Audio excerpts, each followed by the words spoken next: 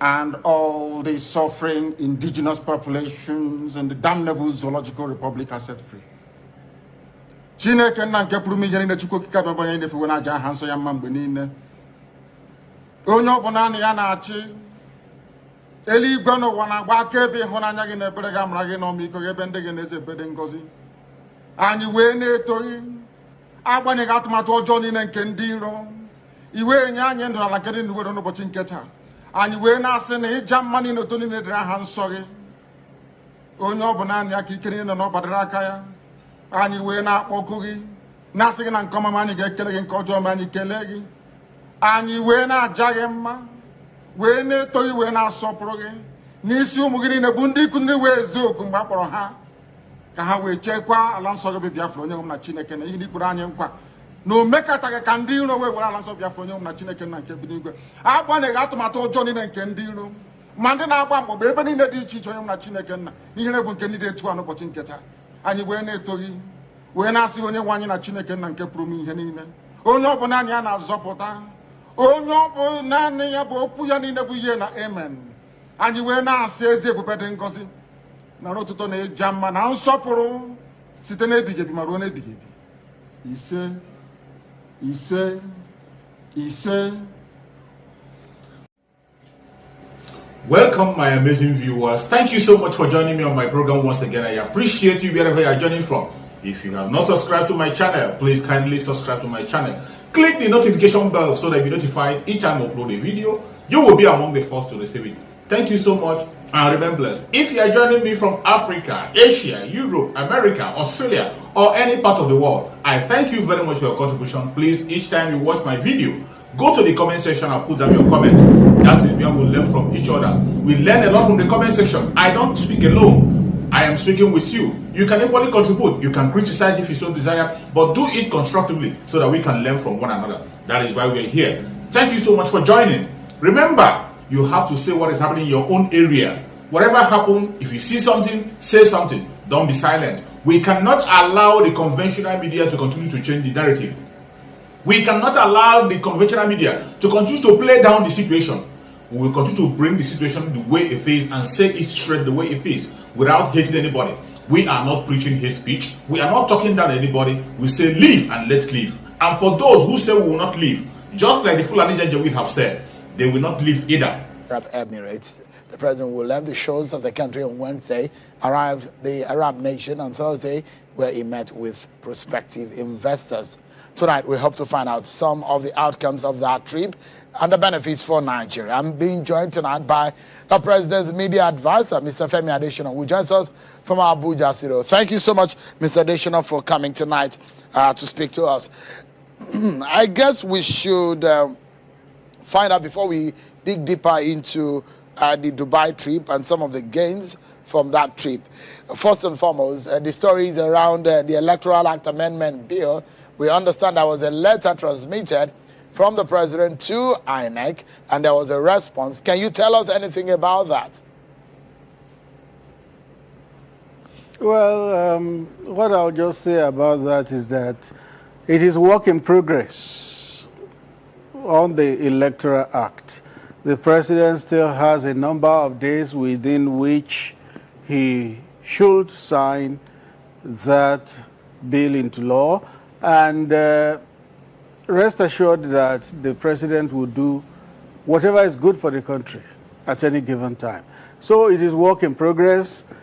There's still a window of a number of days, and the president will do what is best for Nigeria at the right time.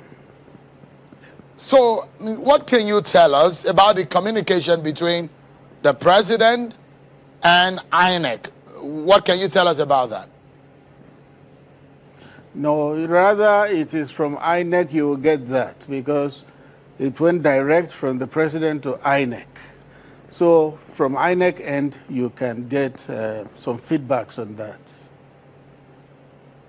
But, I mean, the question here, Mr. Adesina, is that President tried to make some inquiries from INEC, and there was a response from INEC. And so since it came first from the presidency to INEC, what can you tell us about that exchange? That's what I'm asking. Yeah, and what I'm telling you is that that does not necessarily go through the media department of the presidency. If it didn't go through the media department, then I would not have more to tell you than what is already in the public domain, because it's a transmission direct from the president to INEC. So what can you tell us? I mean, you assume that it's in the public domain, so what can you tell us? What I can tell Nigerians is that the president is consulting widely, and he will do what is best for the country in respect of that Electoral Act. So, I mean, when you say what is best, so the question on everybody's lips is, what was in the public domain? You're still not able to tell us. I mean, you assume that a lot of Nigerians know what is in the public domain. What can you tell us about what is in the public domain? Can you confirm to us what transpired between the communication? You have always treated these issues, particularly direct primaries, indirect primaries, and other issues in that proposed law. That's why I said it's in the public domain. What are the germane, the fundamental issues in that proposed law? They're already in the public domain. The issue now is, will the president assent? And I've told you, the president is consulting. He has to consult with all the stakeholders and then arrive at a position that is best for the country. That consultation is going on.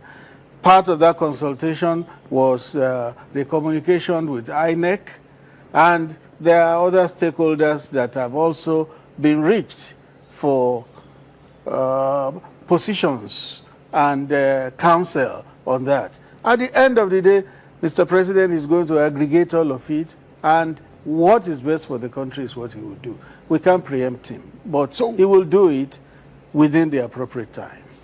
So you said he's consulting widely. Who are the other people that you think he's consulting with that we need to know?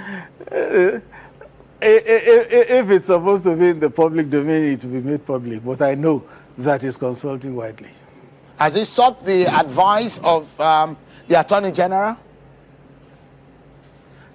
There are certain things that never get done without the counsel of the Attorney General. You can be sure of that. And this falls right within the purview of the Attorney General. So you can be sure that every bit of the way, the Attorney General is carried along. There are a lot of stories in the villa, but being a senior journalist before you started speaking for government, what can you tell us? The villa, will the president sign it? That's a hefty question, Jim. Will the president sign it? What I'll tell you is that the president is there to ensure that things go well in the country. The president is there to ensure that processes are enhanced, and the new law will enhance our electoral processes in different ways. So the president will look at that critically, and he will do the best for the country. That's all I can tell you.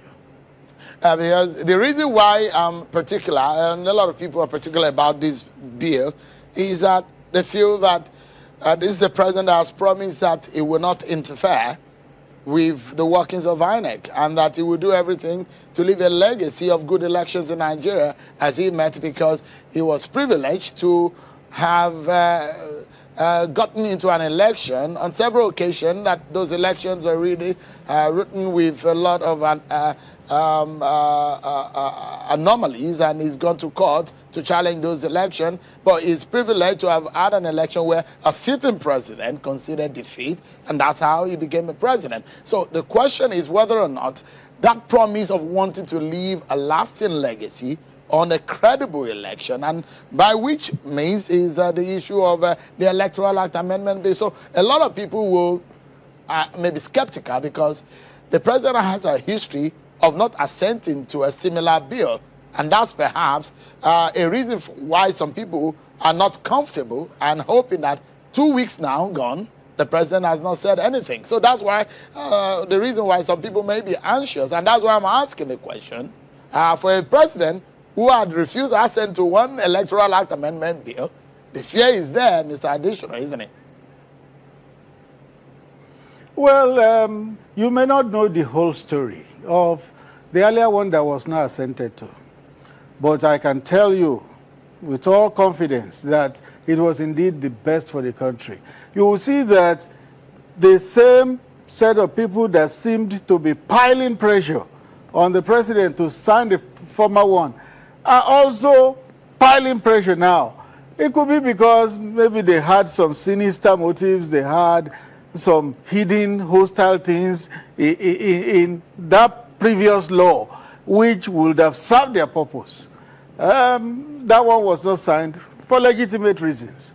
But this one, there's enough time. You know, one of the reasons adduced for not signing that previous one was because of the short time between the time it was brought and the election. And there was a minimum time within which it should be brought. Now this one has been brought in good time. All I'll say is that as long as it will serve Nigeria well, as long as it will serve our democracy well, serve our electoral processes well, the president will do what is needful. If the president is going to sign or not sign is in the realm of conjecture. The decision is solely on the president to do what he thinks will be good for himself. But as someone who worked closely with him, do you think that if he does not sign, it will dent his image in terms of democratic value, or the promise that is made of leaving a legacy of good elections in Nigeria? In terms of his image for democratic value, that image is made already. It is made already. It's almost cast in concrete. You will find that one election after the other has been better under President Buhari. Under President Buhari, the governing party has lost states, has lost legislative seats, has lost so many elections. It didn't used to be. It used to be that whichever party was in power won all elections before by hook or crook, not under President Buhari. So his reputation as somebody who wants to leave clean elections for Nigeria has already been made. Whether the Electoral Act is signed or not does not detract from that reputation. So even if he doesn't sign this, you don't think that it will dent his image on the democratic values at all? Is in the realm of conjecture. We don't begin to talk of if he doesn't sign because we have not got to that bridge. We don't cross our bridges till we get there. I would have made reference to, so that it doesn't look like I'm personalizing your person into this job. I probably would have made reference to one of the articles you wrote for the Sun newspaper some years back about democratic values and the rule of law and all of that, which of course will be called to question tonight. But don't let me drag you too far and too personally on this matter. But if you have the opportunity to advise the president on this bill, what would you say to him? Yes, I'll just say, please, Mr. President, I know that you love this country. I know that you want the best for her, and you have always done the best for the country. On this bill, do the very best for Nigeria. And what would the best mean, from your own point of view? The best could be not assenting it. No, I didn't get that. You said it should do the best. And what would best mean? What is the best in your own terminology? In your own best will mean look at all the clauses in the bill, and if they will serve our electoral processes well, please sign.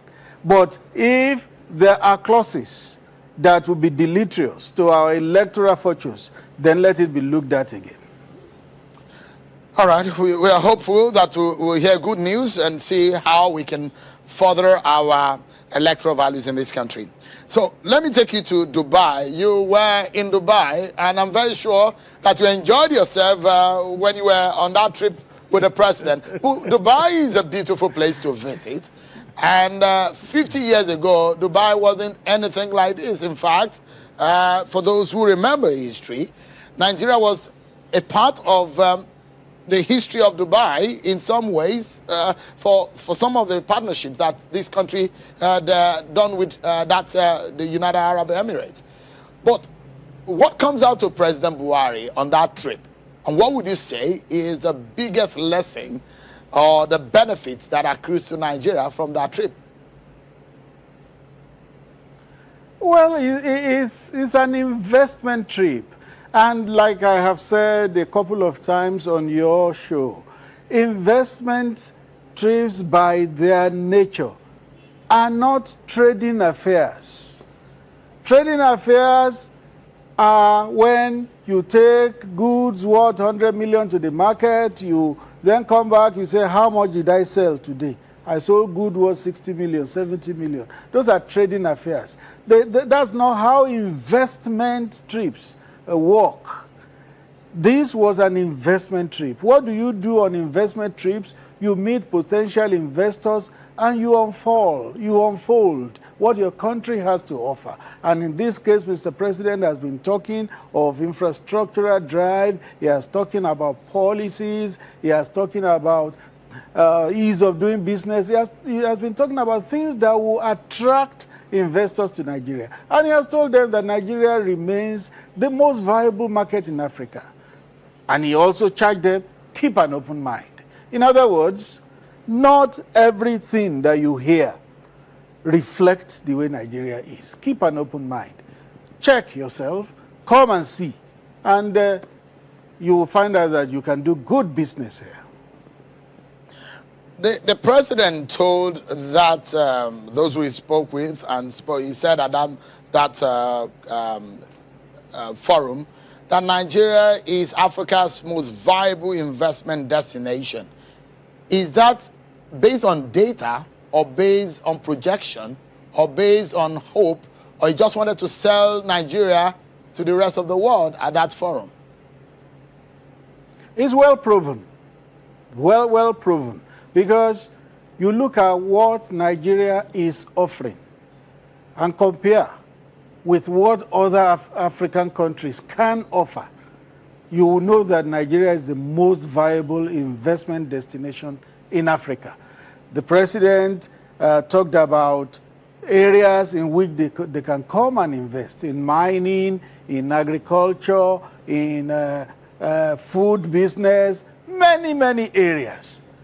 And he also told them that Nigeria has human resource, a market of 200 million people. Oh, you can't wave that aside. How many countries in Africa have that potentials, that marketing potentials? So Nigeria is a viable investment destination in Africa. The president was right when he said that. I was asking that question because when I'm not sure that was based on unavailable data about investment destinations on the continent. Is it? Well, if you have superior data, then you have to come forward with it. But what we know is that that is veritable. It's veritable data. But if you have anything superior, then you have to come forward with it. So I will give you there's a ranking that came out, which by the Rand Merchant Bank, a latest ranking of top 10 investment destinations. Nigeria is nowhere to be found compared to about less than 10 years ago that Nigeria ranked about 6th or 5th in that ranking. But Nigeria is not even in the top 10. Egypt, for example, ranked about 6th or 7th on that ranking. But Egypt is the #1 investment destination in Africa based on the RMB ranking. So that's the reason why I was asking, was the president talking to those people at that forum based on the available data? Or was just projection? Because the data show that Nigeria does not even rank in one of the top 10 investment destinations on the continent. Well, we don't know the indices used for that ranking. Unless we are privy to the indices, then we can say we agree with it completely. But in terms of natural resource, human resource, market potential, Nigeria ranks highest in Africa. What data are you quoting, or what data are you referring to, Mr. Additional? Because I've given you a source now. Available. When you say available data, is it data. our own, is it the Nigerian data, or the data that assess all the countries of the continent, or which data are you? No. I told you. You read up that report, and I said we didn't know what the indices were unless we knew what the indices were. For instance, if one index was security, we know that now it will be an issue because Nigeria has stiff security challenges. So if what they used to arrive at that was security, we know that Nigeria will rank low. But then, security is something that will be solved. That was why the president told the would-be investors in Dubai, he said, keep an open mind about Nigeria. Keep an open mind about Nigeria. Because these security challenges will be surmounted and we will get there. So that's why I said we need to know what indices were used for that ranking that you read out. Because if you're making, it's good that you realize that some of the issues bedeviling the possibility of investment in Nigeria. If anyone is looking at investment in Nigeria, we want people to come. We want FDI. We want people to look in the direction of Nigeria. But the question is whether or not the government or the Buhari government is doing the right thing in that direction. In the last 3 or 4 years, it is in the negative about the possibility of coming to Nigeria to invest. And it calls to question the capacity of this government to put or to make people come beyond the rhetorics or beyond the preaching outside of this country. The question is, what is this government doing that is right in making people come to invest in this country? Well, it's just because you are thinking like a journalist. And, you know, that's one thing with us journalists. All we are interested in is our work of informing the public, breaking the news and all that. If you were thinking like an investor, you would know that it is in challenged areas that it is best to invest. Because when you invest in challenged areas, you go in at very attractive rates because of those challenges. And when those challenges are surmounted, you then make a lot of return, quick returns on your investment. If you imagine those who invested in telecoms at a time Nigeria was not even an attractive destination. We were under military rule. Do you know the returns they receive today, 22 years after? Because they are hardcore investors. They could see beyond the facade. So they knew that this was a place to go into because they saw into the future. Well, you see like a journalist, like I probably also see. But if you begin to see with the eyes of an investor, you will know that it is in times of challenges that you need to go into certain places to invest. Well, the eyes of the journalist is the eye of the average Nigerian, because we relate to the average Nigerian and we see what they see and we try to bring it to the government to call them to order in whatever government is doing. But Mr. Additional, I'm actually making reference to data. Data helps to drive development because without data, you cannot plan. And I'm saying in the last 4 or 5 years, for example, South Africa dropped on that ladder. Egypt has done something that made them to rise about 4 or 5 places to the very zenith of the investment destination. So the question is that, can you tell Nigerians tonight what is being done differently? How Nigeria dropped so rapidly off the investment destination ranking in Africa, and we cannot even boast in being a part of the top 10. We are the largest in the nation, on the continent. Nigeria has the largest population. Nigeria has enormous potentials. But then, if we are not able to aggregate those potentials, it means nothing. So the question is, Mr. Additional, beyond the president telling the world that Nigeria is good and ripe for investment, what is this government doing to change the narrative? The data is in the negative. Let's follow the data, Mr. Additional. Data is sacrosanct. Data is sacred. Really, data is sacrosanct. On this same program, when I appeared here, you have told me that data are just figures if it doesn't touch the lives of the people. So you can't reprobate and approbate at the same time. No. I just what said, I'm telling you. I made reference to the ranking. And I said that it is important for us your point. Let me make my own. Go ahead, Mr. Additional. What I am telling you, that all the things that conduce to investment, that redound to investment, have been done in Nigeria. One is infrastructure. Infrastructure will promote investment. It will enhance investment. Another one, the relevant laws. Nigeria has been changing all its laws. Ease of doing business. You know how many steps we improved in the ease of doing business. Policies that are meant to attract investors, tax holidays, a lot of things. Look at the PIA. You will see a potpourri of things for potential investors in it. And then our market is a heavy strength. A bucket of 200 million is heavy for any investor. Many other things that will be very good for investors. Nigeria has it in abundance. So that is why the president has been marketing the country. From Riyadh, an investment forum, then to Paris, also investment, then to Durban, also investment, then to Dubai. And I tell you some more. When you said earlier, Mr. The president will continue to market Nigeria. When you said, to wrap up now, when you said that it's in the tough places that investment opportunities open up, are you saying that the security challenge is an advantage for investment? What I'm saying is that investors see beyond now. They see beyond now. They will know that, yes, Nigeria has security challenges. But is that all there is to Nigeria? By no means. By no means. That's not all there is to Nigeria. There are other things to Nigeria which attract investment. They will look at those things. And they will come in, despite the security challenges, knowing that the challenges will not last forever. So on a final note and a quick one, was the president impressed by what he saw in Dubai? And if in 50 years, Dubai has been transformed, does that inspire him at all to do anything different in Nigeria?